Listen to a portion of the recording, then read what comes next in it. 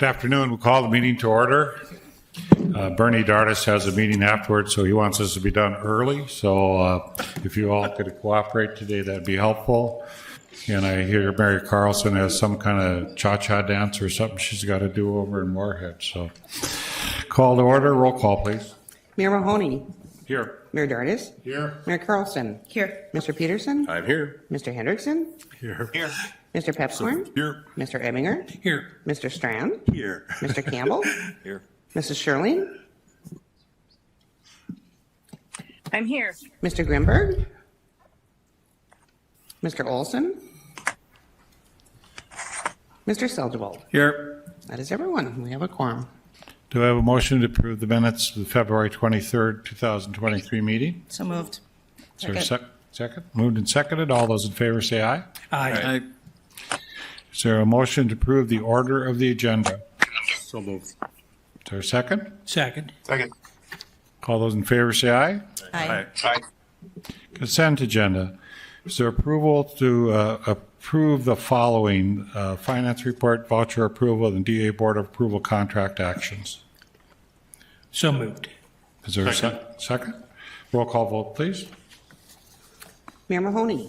Aye. Mayor Dardis. Aye. Mayor Carlson. Yes. Mr. Peterson. Yes. Mr. Hendrickson. Aye. Mr. Pepcorn. Aye. Mr. Ebinger. Aye. Mr. Strand. Yes. Mr. Campbell. Yes. Mrs. Shirley. Yes. Mr. Seldewald. Aye. That is everyone. Executive Director report. Joel?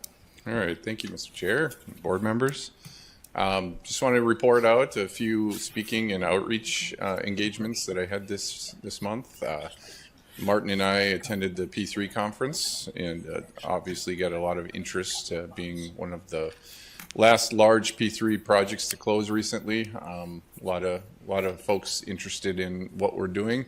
We also interacted with folks from Shakuna, Benue, and Acciona at that conference. I did provide a legislative update on March 15th to the Energy and Environment Committee for the House. Got a lot of great feedback from them. They thanked me for being there. They were impressed with the amount of construction that has already occurred. And they're certainly looking forward to making some visits this summer, making some site visits and seeing the construction firsthand. Also wanted to report to the board, the MCC JPA did order my staff to help and assist in delivering a $60.4 million bill to the Minnesota legislature. That was delivered to Representative Joy, who did introduce that bill. So we'll continue to track that and report on the progress. A few project-specific highlights this month. We did finally close with BNSF on the rail line that enters Horace and crosses the Diversion Channel. If the board remembers that this deal basically prevents us from having to build another bridge. We're estimating around probably about a $7 million savings to the project because of the work that was done. Did take a number of years, of course, but I think it was an innovative approach to save taxpayer money. And so that continues to move forward. The forum is currently working on a story, I think, to kind of explain the whole transaction and the approach that the board took there. So look for that probably within the next week here. We also discussed the creation of the Recreation Task Force at the last Planning Commission meeting. And the Planning Commission has tasked me with kind of coming forward with a recommended task force from different entities that might be interested. So we'll be working on that and bring that to the next Planning Commission meeting on April 11th. We also have been having some discussions with the developer on sustainability and resilience incorporation into the channel. They've made it clear that they're looking for concepts and things, and they're willing to pay for them and incorporate those, and they would like to do those in partnership with us. So we talked about some different alternative energy, and then also incorporating culture and heritage into the overall construction of the project. So more to come on that. I think they're really just concepts right now. We're looking for opportunities to assist our RVA in developing concepts that will work for us.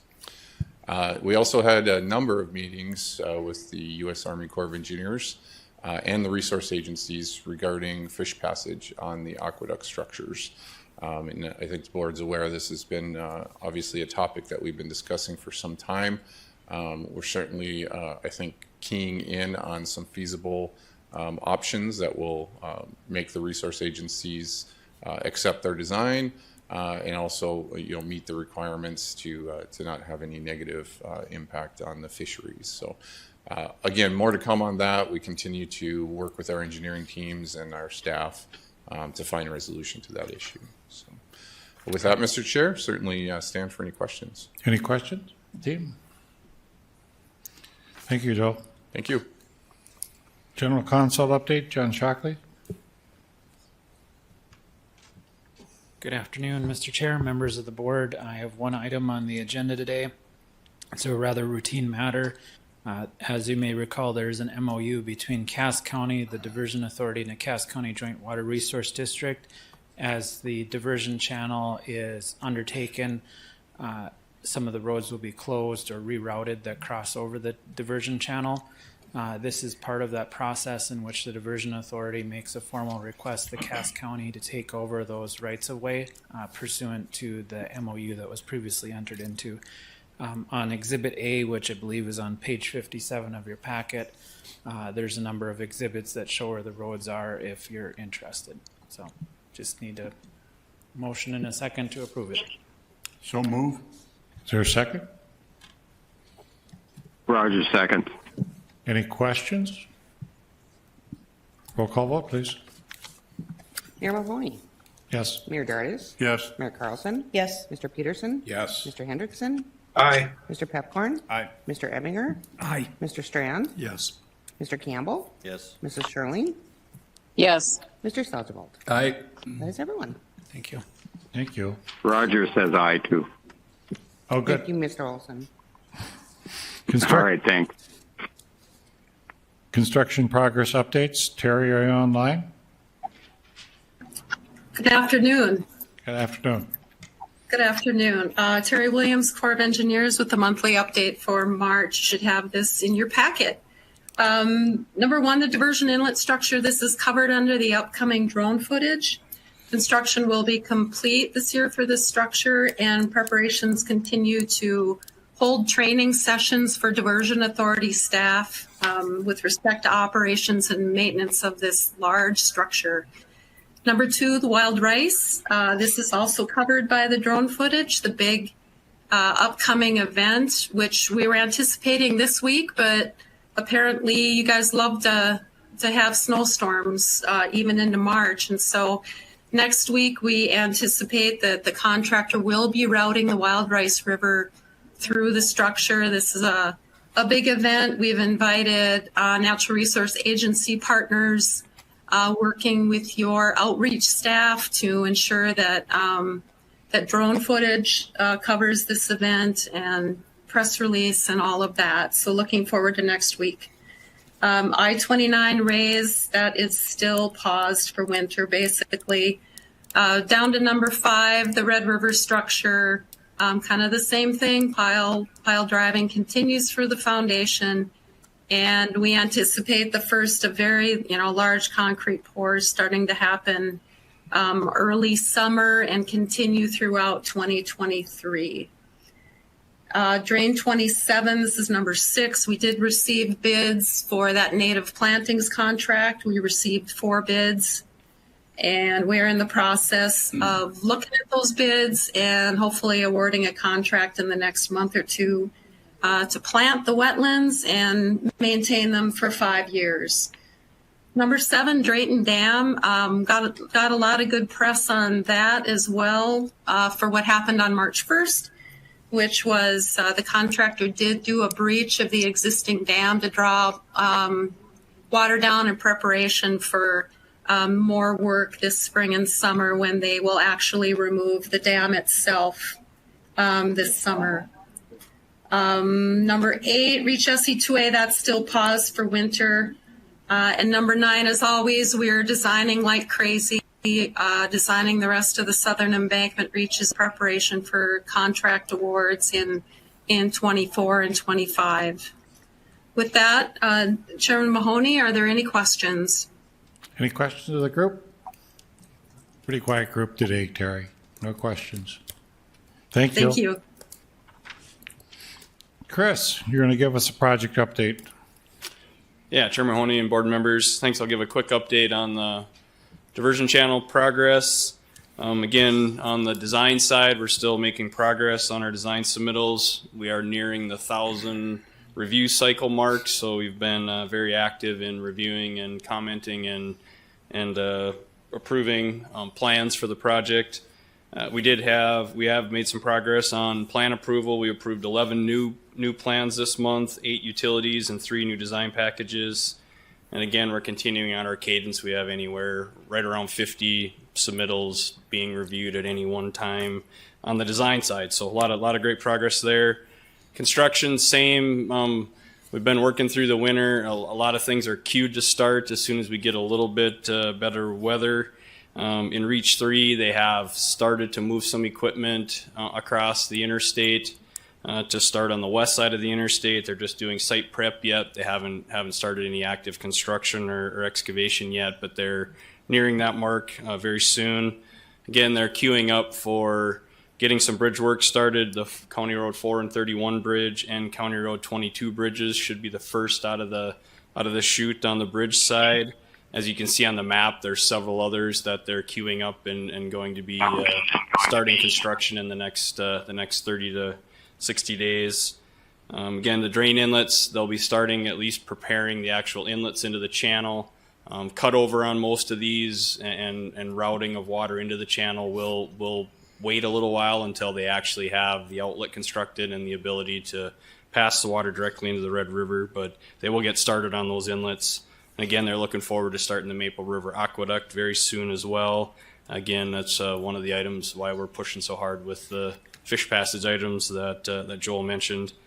And again, a lot of these still are dependent on spring melt, and just as I know we got new news today on flood prep work, our RVA has started and has been discussing with our team and internally on kind of their plan for how they would deal with either overland flooding or river flooding this year on their construction sites. So all those conversations are ongoing, and with that, I'd stand for any questions you guys might have on the construction and design progress. Any questions? Thank you, Chris. You bet. Amy, you gonna do us some drone stuff here?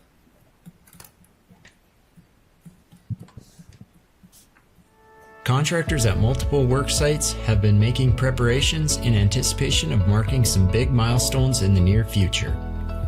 I'm Tom Fuchs, the Metro Flood Diversion Authority's Senior Construction Manager, with your March construction update. Those traveling north of Harwood on I-29 may have started to notice construction activity as excavation nears the interstate. ASN Constructors, which is building the 30-mile-long stormwater diversion channel that will route floodwater around the community, continues its work on all channel segments east of I-29 and is preparing to start work west of the interstate. In advance of the spring thaw and road restrictions, ASN has begun mobilizing its equipment fleet to nearby County Road 32, where preliminary work is now underway west of I-29. After the spring thaw and throughout the 2023 construction season, even more activity can be expected near I-29 as our public-private partnership developer, the Red River Valley Alliance, will construct temporary bypasses for all lanes of I-29, County Road 81, and the BNSF Railway to make way for multiple bridges that will span the completed stormwater diversion channel.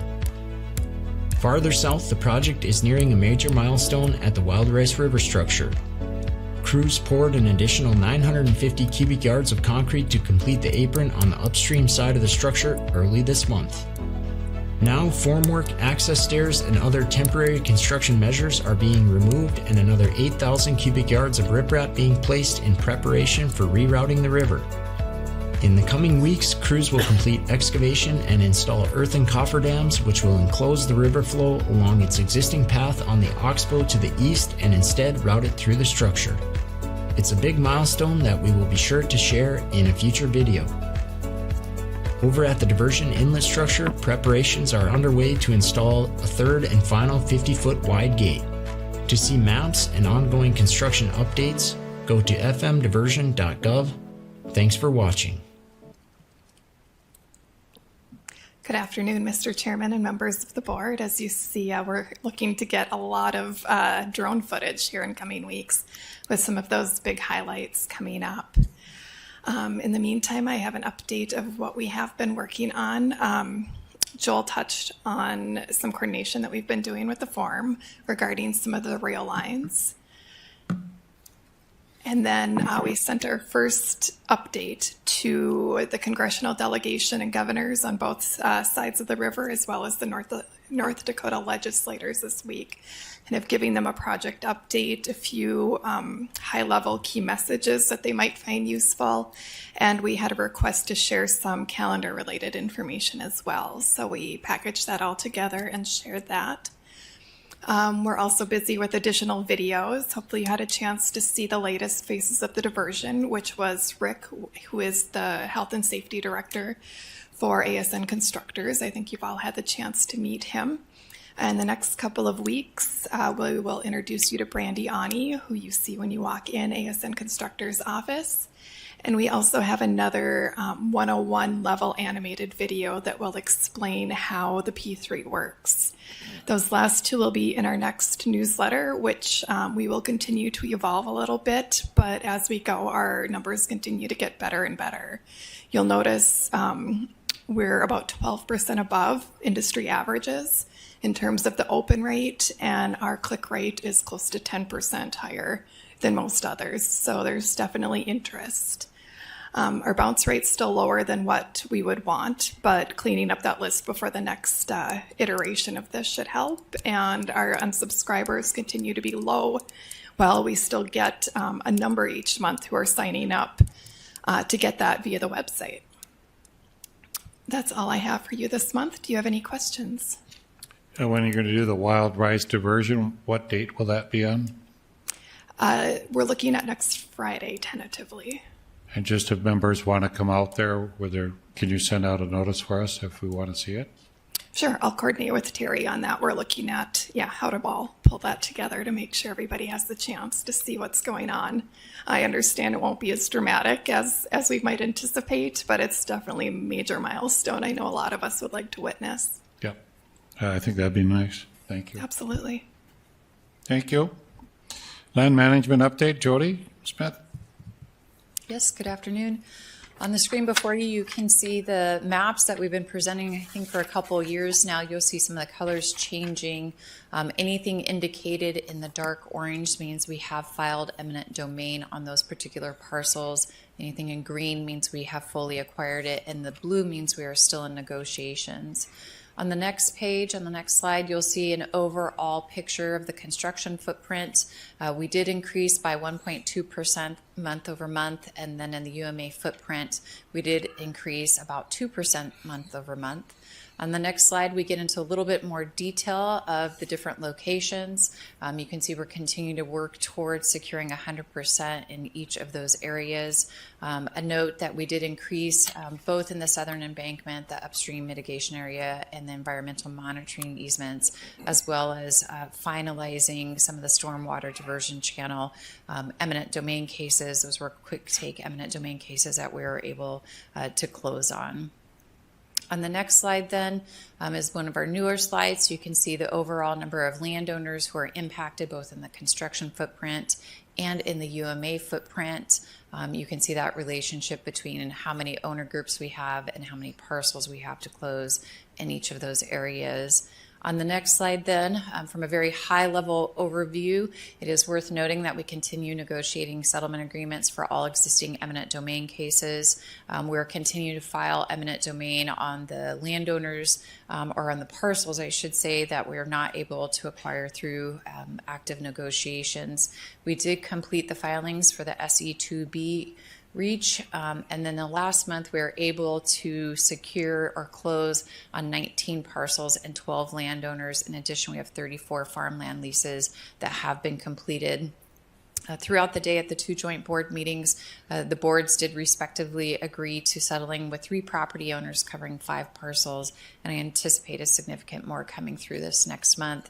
And I think a resounding report from our land agents were that they're continuing to actively negotiate and understanding that the ones that we are now negotiating on have some additional moving parts and are a little bit more complex and are taking some additional time to negotiate.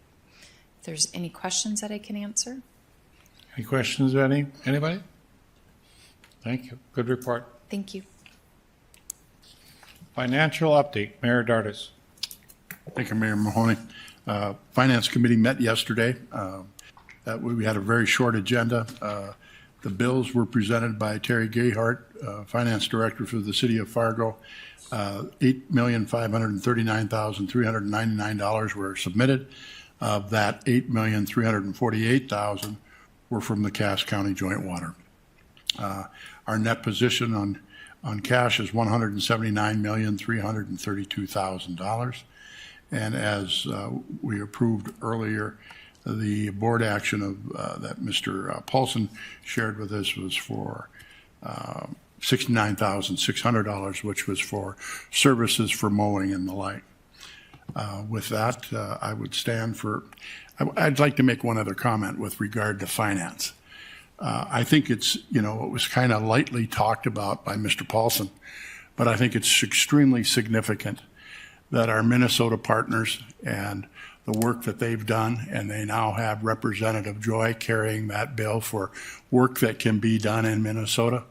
I think that's a significant milestone with the diversion, and to all of our Minnesota partners, thank you for your work on that side of the river and to try and secure that additional funding. That stands my report.